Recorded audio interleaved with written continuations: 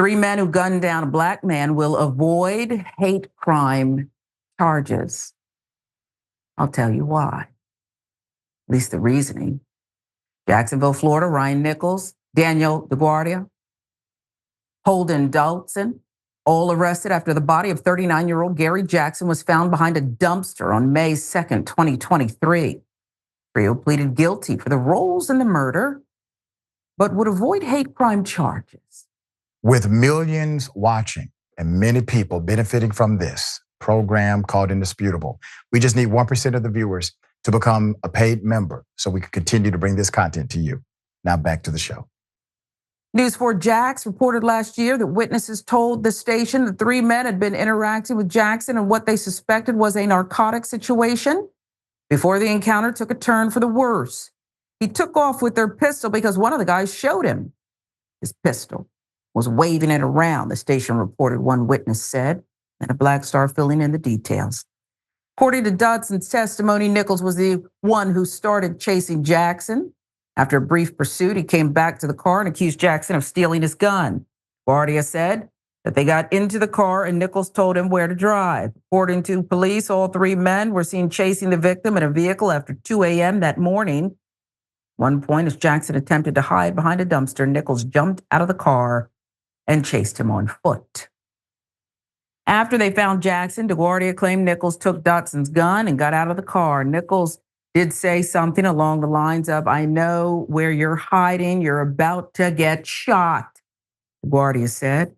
Dodson and DeGuardia both said Nichols shot Jackson several times behind a dumpster, and when Nichols returned to the car, they all drove away. Nichols said, "I just blew that N-word's head off," was one of the things that were said.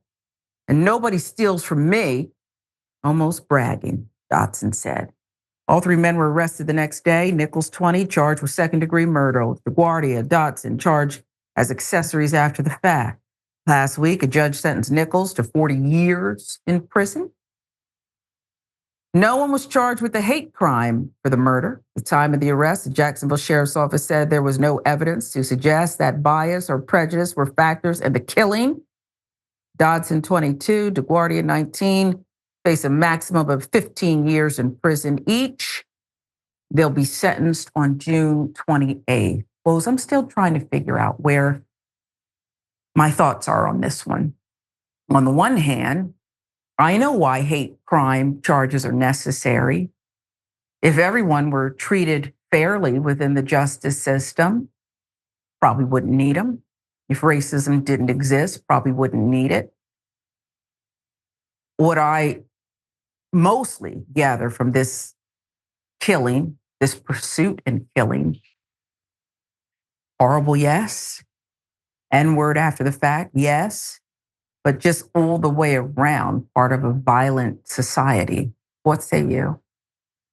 Yeah, I'm not sure that I need the court's distinction of this being a hate crime for me to know what went into the commission of this crime, honestly. So long as these fools, these vile people get the justice that they deserve, meaning some ample jail time, prison time, I'm fine with it. The state doesn't need to tell me what happened here. As far as what the distinction is, you can just read the details for yourself and come to your own conclusion what was in the hearts of these guys when they committed this heinous act. And so I'm satisfied so long as these fools got to sit down for a long, long time.